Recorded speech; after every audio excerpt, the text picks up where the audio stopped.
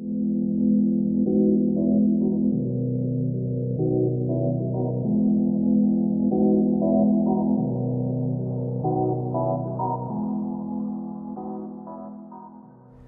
folks, and welcome to the e-bike build log here. This is your host Michael, and today I'm going to be going over the bike mod list. Also going to be doing some repairs on it here, show you all that, just some first little things to prep it here. But first I just want to go ahead and go over the bike. It is a Schwinn Ranger 2.6 FS. So what I've done here to this so far is I've upgraded the derailleur on the back. I have upgraded the cabling to said derailleur and the cabling to the front derailleur as well. And of course I installed this rack as well as these pannier bags or whatever you call them, and this little guy here too. And then I got these upgraded Shimano shifters. They're really smooth. And I got this light from Target. It's like a clip-on rechargeable micro USB LED deal, as well as the accompanying tail light. Grabbed these handles off of some old Mongoose, I think, or I forgot the type of bike. Maybe, oh yeah, Gary Fisher, that's what it was. I also got these pedals here, as well as these Kenda tires, which are really awesome, by the way. So I'm gonna go ahead and go over what parts I'm gonna be using for this. Now this right here, this is the entirety of the e-bike kit. I have the controller box, the throttle along with their accompanying grips. I have this LCD panel that'll tell me like all the stats and what have you here. I have the brake clamps or levers. And of course these have a special button in them, which is why this wire lead is already hanging out of it. And then as well as I have the pedal X sensor. This will tell the actual computer for the bike, or whatever you want to call it. It'll tell it when the bike is actually pedaling in motion by way of like a magnetic type sensor here. And of course that will attach to the actual crank right along the other opposite end of the sprocket here. And of course I have this, I'm going to be deleting my front derailleur and shifter to go with just a single crank or a single gear set, because I just want to make things simpler. Plus I need to make room for this throttle on the other side of the bicycle, so gonna need to accommodate for that for sure. And then of course I have a brand new chain, because it's going to need it, because this bike is a little over 10 years old and it's probably running all original hardware besides the stuff that I've upgraded on it. And then of course I have a heavy duty kickstand, because in my testing I've loaded it up with groceries and whatnot, and the bike is tipped over with the stock kickstand, so definitely that needs to be upgraded for sure. Also have a charger adapter along with the charger socket for it. I think this is for like a hoverboard, but it's 48 volts, so it'll work with my system. And then of course I have a couple new Shimano V Brakes. The kit did come with an actual caliper and disc brake. Unfortunately, my frame does not have mounting points for it, so I cannot use it, which sucks, because that would be a much superior option to the actual V brakes. But these are the Alivio, or however you pronounce them. They're the higher quality version, so they should be pretty decent, should work pretty well, fingers crossed. And of course with the Jaguar brake cables that I've bought, it should be pretty reliable. Most of the drivetrain is going to be brand new, except for the rear cassette, which I checked it over. It's in pretty good condition. There's no real issues with it there. And then of course the wheel and everything, that'll be brand new, because I'll swap that out. I don't think I showed you all. So chilling back here is the electric wheel. It's quite heavy. I'm not gonna try to lift that right now just because where everything is. What I'm going to be doing here today in terms of upgrades is I'm going to be installing the new brake set here, the new levers, along with our Jaguar brake cable set, and the actual new V brakes, because the brakes right now, they're kind of sticky.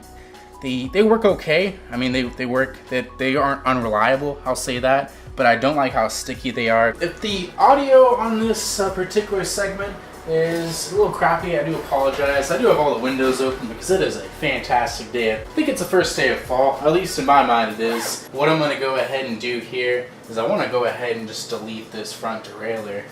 Actually, I'm going to go ahead and install that new kickstand, because if you notice, like, I'm fighting with this wheel here. It's quite a pain. So I'm going to flip the bike over, and I believe I need a super big Allen wrench for this guy. Oh, there we go, the biggest one I got. There we go, nice and loose. Alright. Sorry about the train noise here, folks. I live right next to a freaking train track. There we go, it's gone away. This is a really nice touch. They give you this bracket, so if you don't have like a pre-welded in kickstand holder, you're good to go. Fortunately, it comes with a better bolt. I'd say she's pretty good. See, it just goes out like this. Just kind of clicks. That's nice. It's a nice little touch. So boom. Oh, nice. That clears my pedals nice and good. Hopefully, with the new pedals, it'll clear okay. Alright, so we got our kickstand installed. I'm really impressed with it here. It's even adjustable height, which is nice. I might need to adjust it. I'll have to see. Now we're ready to go ahead and change out the front brakes here. I'm going to show you this because it's the easiest one to see. First step, we have to find our trusty Allen wrench. We have to take off the old one. And these style of brakes are called V brakes, which are some of the most common ones, at least in mountain bikes and standard road bikes. So yep, just take this main bolt off. And of course I unclipped the actual cable from it and undid the, there's like a retention nut for this cable right here. Gonna, of course, start with brand new cables here soon. I'm gonna go ahead and re-grease this. I'm gonna wipe off the old 10-year-old grease and put on some brand new grease. I'm just using some automotive stuff. There's probably special grease for this, but I think this will be fine. And then there's like this little peg on the stock brakes. It was lined up in the middle hole on the actual bracket or the frame here. I want to go ahead and find our bolt. This one's a little smaller than the stock one. Okay, let's get it nice and tight. Don't want it shaking loose during transit. So pretty much at this point, I want to go ahead and put my front wheel back on because I'll be flipping the bike once I finish the other side. Okay, so what I'm going to be doing here is I'm going to take off all these grips here, take off these brake levers. I already got the brake cables and everything taken off. I'm going to take off this shifter here. Also, this new kickstand is pretty awesome. No matter which way I turn the front fork, if the bike does not topple over. Taking these little end caps off here first. Now the biggest pain are these grips, which I'm going to have to cut up here soon because they are going to be a little too big. A little too long, so I'm going to loosen this guy up and try to get everything loosened here because I'm going to need to take it all off. Separating these handle grips off. Usually I shove something like these long needle nose pliers in here. With a bit of luck, you can use it to try to force this guy off. As you can notice here, I got the right handlebar taken care of here. Now, I'm trying to think how exactly I want everything to be placed now. Okay, cool. That actually works really well. You have to make sure you have your everything kind of placed ergonomically on your handlebars. It's actually really good right there. Oh, there we go. Yeah, bit of elbow grease. She comes off. Gonna fit on that, as well as our speed control.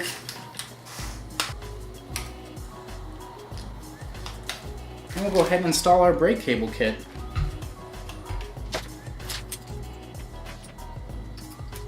So what I'll need to do here first is I will need to cut off this end here. Try not to fray it as I loop it through this other cable here. Go ahead and measure that. And of course, when you're measuring cable, make sure to turn all the way around in the direction like this to make sure that the cable will not bind or kink.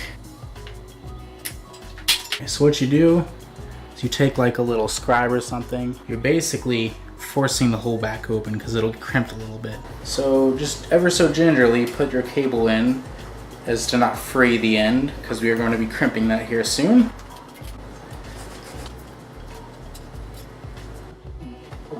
Alrighty folks, I just got back from my little test ride here. Needed to adjust a few things. First thing, this cup holder. As you can see, I had to zip tie this stuck here. I don't know, I'm kind of tired of just buying new parts for this, and it's, I don't know, it's not really a huge structural thing, so I'm okay with just zip tying it. Also needed to tighten these bolts and the kickstand bolts a bit. The chain, I think I'm going to lube it up because the grease on it's pretty sticky and it's creating a weird noise. But overall, it's working pretty good here, even with the front derailleur removed with the stock sprockets. Fortunately, it's not slipping or anything like that, at least it doesn't seem to be, so hey, that's pretty good. And then everything else is working good. The brakes, I think the rear needs to be adjusted. It's a little loose on this grip here. The front's pretty tight, it's really good. But overall, it's working pretty good. So there we go, folks. So that'll be the conclusion for this episode here. If you liked the video, go ahead and hit that like button. Consider subscribing and check out some of the other videos. I think they're this side, maybe this side. I can never really remember. And take it easy.